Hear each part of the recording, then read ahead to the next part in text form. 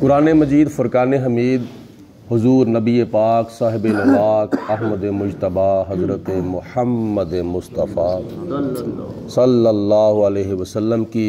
ظاہری حیات میں کتابی شکل میں نہیں تھا، بلکہ مختلف صورتیں، مختلف آیات، مختلف مقامات پر لکھی ہوتی تھیں، اور حضور علیہ الصلوۃ والسلام نے کاتبین صحابہ سے فرمایا کہ یہ ساتھ ساتھ لکھتے جاؤ۔ جمع اس لیے نہیں ہوا تھا کہ ابھی قرآن پاک کے نزول کا سلسلہ جاری تھا، 23 سال کے اندر قرآن پاک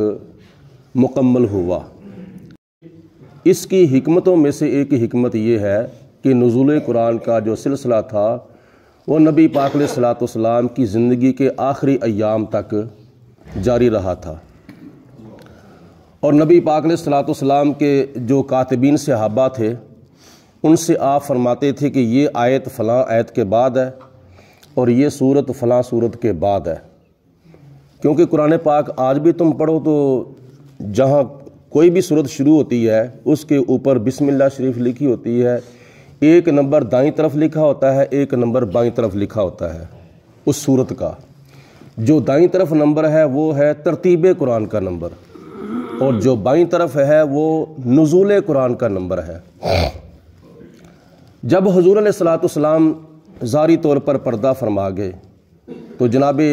سیدنا صدیق اکبر رضی اللہ تعالیٰ عنہ کا دور مبارک آیا، تو آپ کے دور میں بھی کافی کافروں کے ساتھ جنگیں ہوئی تھیں، اور ان جنگوں میں سے ایک جنگ ہوئی تھی جنگ یمامہ۔ جنگ یمامہ کے موقع پر تقریباً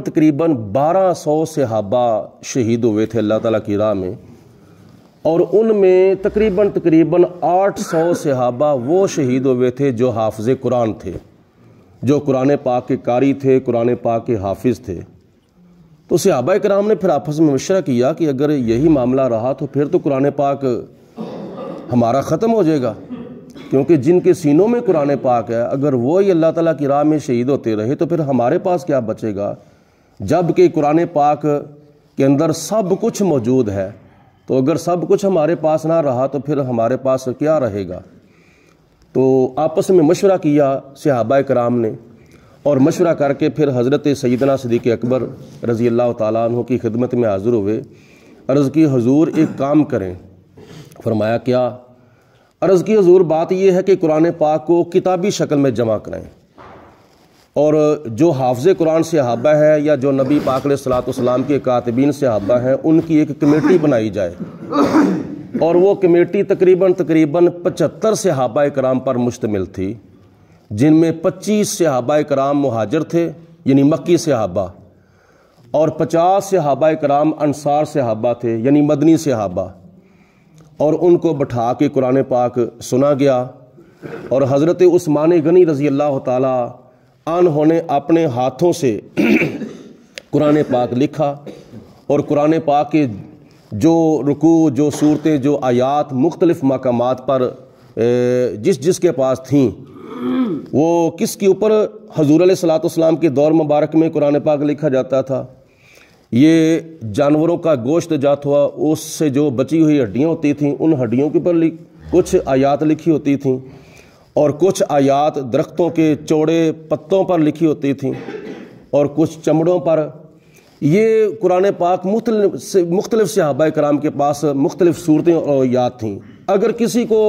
ضرورت پڑتی تھی کہ میں سورۃ یاسین کی تلاوت کروں، میرے پاس وہ سورۃ یاسین نہیں ہے، تو وہ جس صحابی کے پاس صورت ہوتی تھی اس کے پاس جاتا تھا، کہتا تھا کہ ذرا مجھے بھی سورۃ یاسین دیں، میں نے بھی سورۃ یاسین کی تلاوت کرنی ہے۔ کسی کے پاس سورۃ رحمان ہوتی تھی، کسی کے پاس کوئی صورت، کسی کے پاس کوئی صورت۔ تو صحابہ کرام ایک دوسرے کے ساتھ رابطہ کرتے رہتے تھے۔ تو جنگ یمامہ کے موقع پر کئی 100 صحابہ جب حافظ قرآن شہید ہو گئے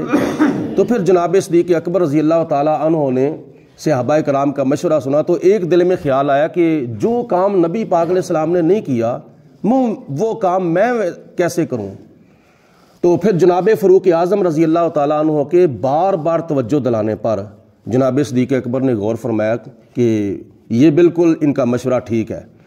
تو اس وقت پھر صحابہ کرام کی کمیٹی بیٹھی جو حافظ قرآن صحابہ تھے،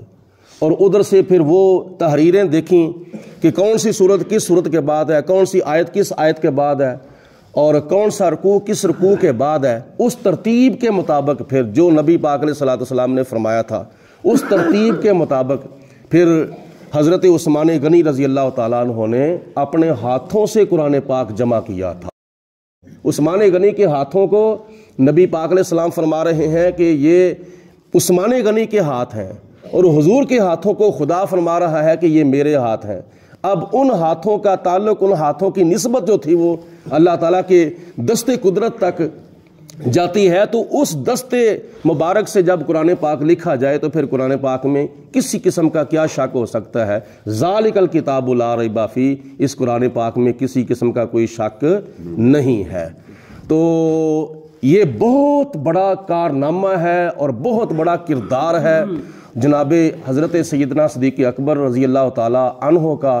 اور یہ بہت بڑی خدمت قرآن ہے۔ 1400 سال سے لے کر آج تک وہ قرآن پاک کتابی شکل میں ہمارے پاس موجود ہے اور قیامت تک رہے گا۔ اور یہ کتنا اچھا کام کیا ہے، دین کے اندر کتنی آسانی پیدا کی ہے حضرت صدیق اکبر نے کہ ہمارے تمہارے لیے قرآن پاک کی تلاوت کرنے کے لیے ہمیں مختلف مقامات پر جانا نہیں پڑتا، ادھر ادھر نہیں جانا پڑتا، بلکہ ہمارے گھر میں قرآن پاک پڑھا ہوا ہے، ہم قرآن پاک کی تلاوت بھی کر لیتے ہیں، قرآن پاک کا ترجمہ بھی پڑھ لیتے ہیں، قرآن پاک کی تفسیر بھی پڑھ لیتے ہیں۔ یہ جناب صدیق اکبر نے حضور علیہ الصلوۃ والسلام کے بعد دین کے اندر اتنی آسانی پیدا فرمائی ہے۔ اللہ پاک ہم سب کو عمل کی توفیق عطا فرمائے۔ صلاۃ و السلام علیک یا سیدی یا رسول اللہ وعلی آلک و صحبک یا سیدی یا حبیب اللہ۔